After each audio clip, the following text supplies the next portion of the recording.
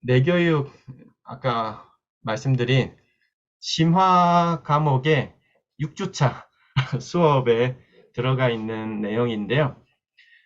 인간 역량의 개발 전체 이제 한 학기 15주 중에 그 한 주의 내용입니다. 근데 오늘 그 좀 부합하는 내용인 것 같아서 세 가지 순서로 하겠습니다.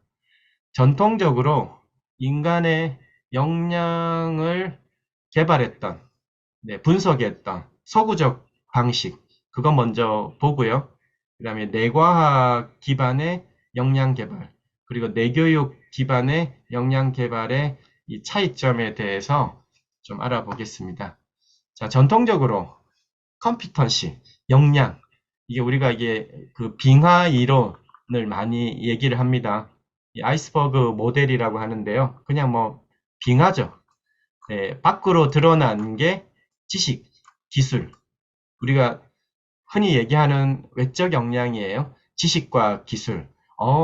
지식을 높이고 기술을 갖추면 인재라고 대접받았죠. 20세기에. 지금도 대접받는 것처럼 보이지만 아까 초기 얘기 드렸듯이 기업들이 엄청나게 변화를 하고 있어요. 이게 스펙 아닙니까? 근데 이걸로 인재를 뽑았더니 안 되더라는 거예요. 그래서 이 수면 아래 것들을 중요하게 생각하기 시작했습니다. 네, 수면 아래에 있는 것들, 내재적 특성, 뭐 이런 얘기들. 네, 여기를 조금 더 들어가 보면요. 뭐 이렇게 역량에 대한 게 굉장히 많습니다. 전 세계 그 교육 체계에서 이런 역량을 정의하고 했던 것은 오랜 역사가 있습니다. 그래서 그 생애 주기별로 보면 그 OECD에서도 역량 중심으로 계속 방향을 바꿔가고 있어요.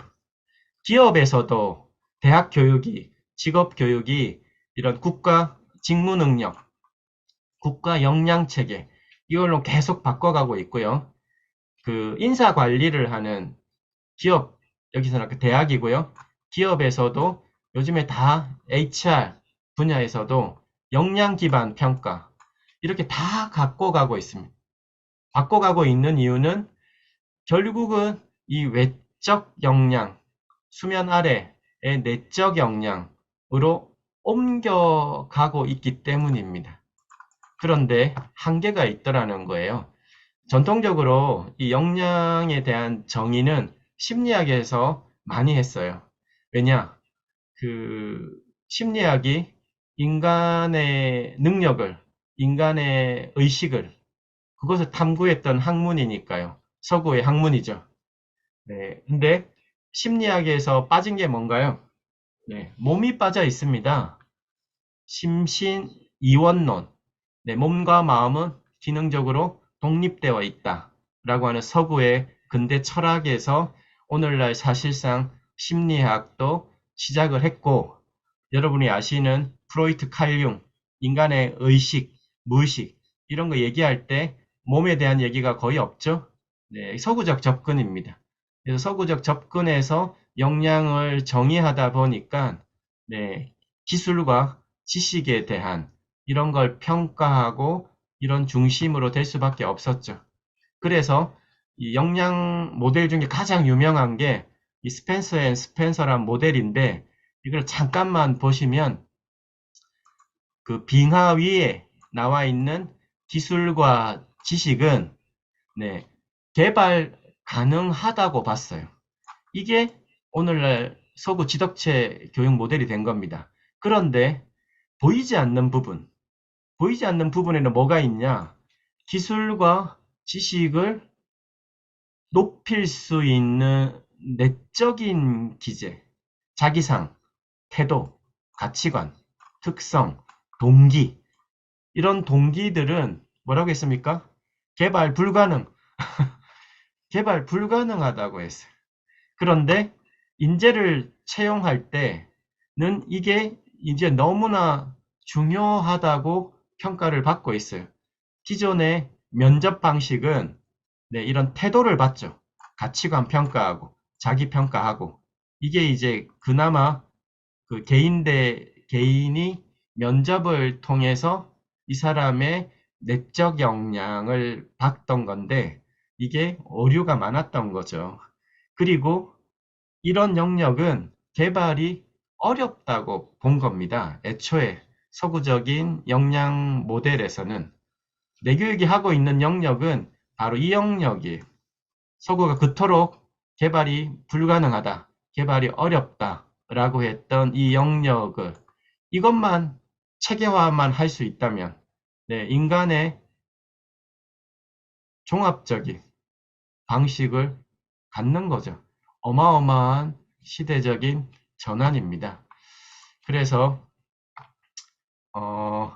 OECD도 이런 어떻게 개발이 되는지는 모르지만 개발은 불가능하다고 얘기를 하지만 필요한 시대이기 때문에 이거를 OECD도 얘기를 했어요.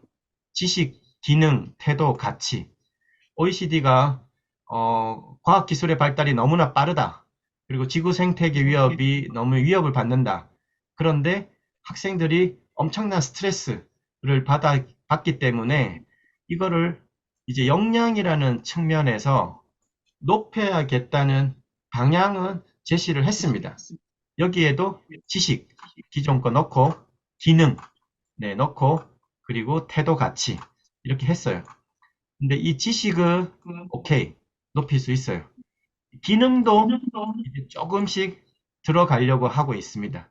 그런데 태도와 가치는 여전히 불가능하다고 봤던 겁니다. 하지만 제시를 했다. 네, 뭐 NCS, 우리나라 국가직무능력도 마찬가지고요. 네, 이런 바뀌고 있습니다.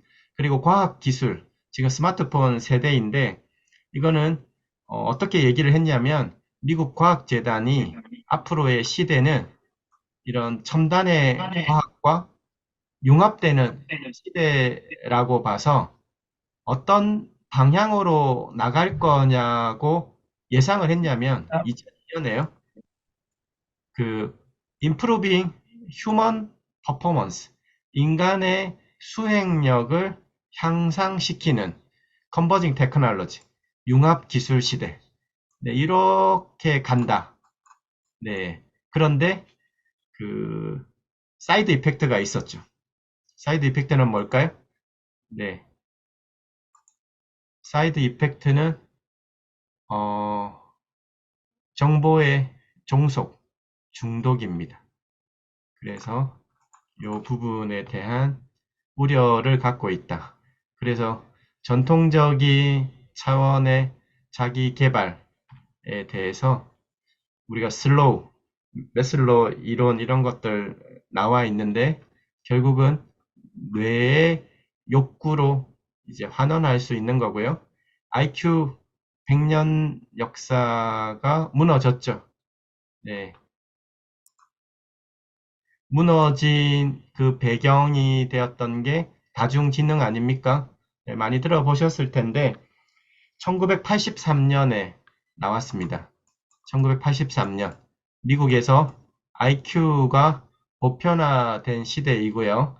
지능은 단일화돼 있다고 제시했던 시대를 단기를 들고 이 가드너 교수가 아니야.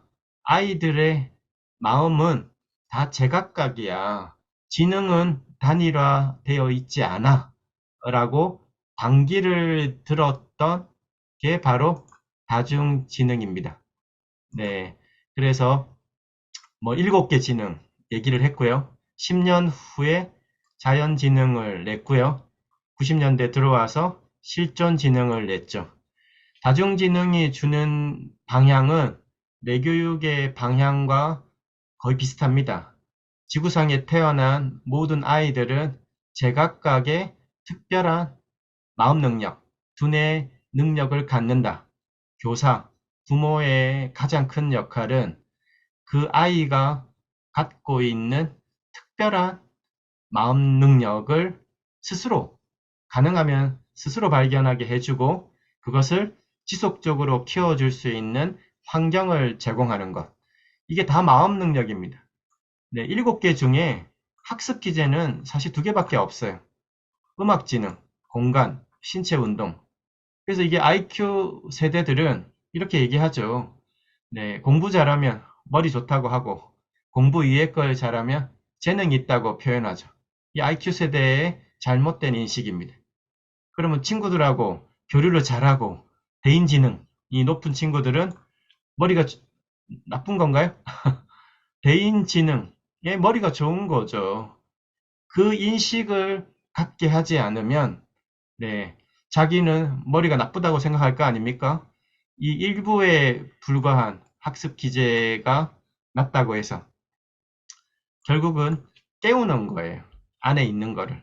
자연지능, 네, 1993년에 냅니다. 10년 후에. 왜 냈을까요? 인간의 역량 개발에 있어서 자연과의 괴리가 커질수록, 네, 발목을 잡는다는 거예요. 그래서 90년대 인터넷 시대가 본격화되기 시작할 때 이 가드너 교수가 학교 현장에서 자연이 사라져가는 그 안타까운 현실을 목도하면서 굉장히 강조했던 지능이죠. 자연 친화 지능. 그리고 마지막에 냈던 실존 지능이 사실은 가장 중요한데요.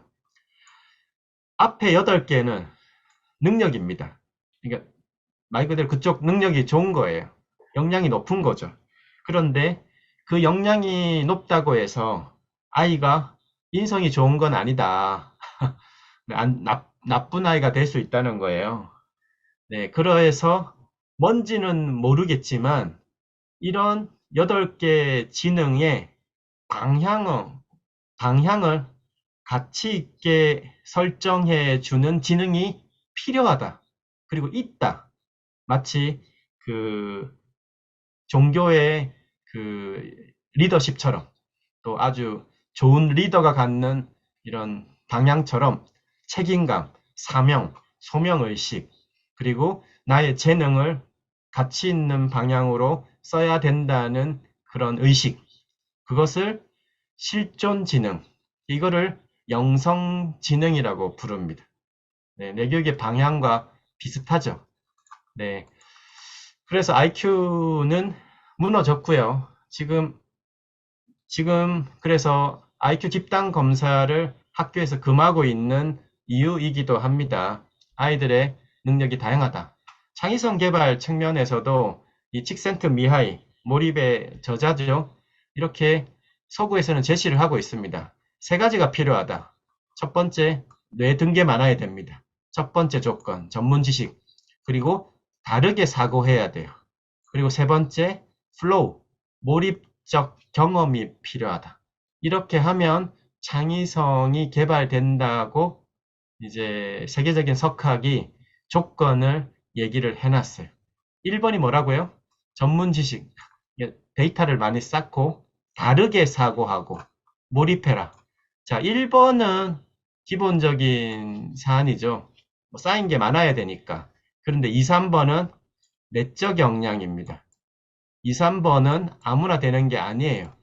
그래서 서구에서도 2번, 3번은 네, 어렵다고 봤던 겁니다. 1번은 자기들이 한 거니까 뭐 지덕체 교육에서 얼마든지 했지만 2번, 3번은 서구 교육에서도 제대로 기르는 원리와 방법을 제시하고 있지 않다. 오히려 어디서 찾고 있냐? 동양에서 찾고 있습니다. 동양의 명상에서. 창의적 사고, 몰입의 대가가 누군가요? 스티브 잡스 아닙니까? 애플. 스티브 잡스의 이 몰입과 창의성은 어디서 왔습니까? 아시아의 명상에서 왔어요. 구글의 직원 연수 1위 프로그램이 내면 검색, 동양의 명상 프로그램입니다. 즉, 서구 교육에서는 외적 역량은 높이지만 이 내적 역량을 높이는 그 원리 체계가 찾기가 힘듭니다. 역사적으로. 힘들다. 그래서 가드너 교수도 막 이런 얘기는 많이 했어요. 얘기만 합니다. 방법은 알려주지 않고. 텐텐텐 법칙이 필요하다. 창의성 개발할 때는 10년, 10년, 10년, 10년간 한 분야에서 엄청나게 쌓고 그것을 기반으로 또 다른 10년, 또 다른 10년 이러면 확장된다. 그런데 두 번째 조건이 중요하다. 이것은 서구 교육에서 할 수 있죠. 자, 두 번째, 5살 아이의 눈이 필요하다. 네, 순수한 호기심 어린 그 의식 상태를 유지해야 된다는 거예요. 근데 이거는 역시 내적 역량이에요. 서구 교육 방식에서 어렵습니다. 5살 아이의 그 의식 상태를 갖는 거. 네, 이것은 어, 말만 하고 있습니다. 네, 그래서 서구 교육에서는 쉽지 않다. 자, 그래서 앞서 얘기 드린 그 역량이라는 전통적 서구적 관점은 한계성을 명확히 갖고 있다. 그래서 뇌과학이 발달하면서 이 서구가 갖고 있는 역량 개발의 한계가 드러나기 시작을 했고, 많은 또 문제들이 일어나면서 심신 스트레스, 정서의 문제, ADHD, 뭐 여러 가지 사이코패스 이런 사회적 기제들이 앞다투어 일어나죠. 중독. 네, 그래서 변화하기 시작합니다. 서구적 접근에서 해결되기 어려운 것들로 인해서 거기에 뇌과학의 발달이 인간의 자기개발 영역에 새로운 변화를 제시하기 시작하죠.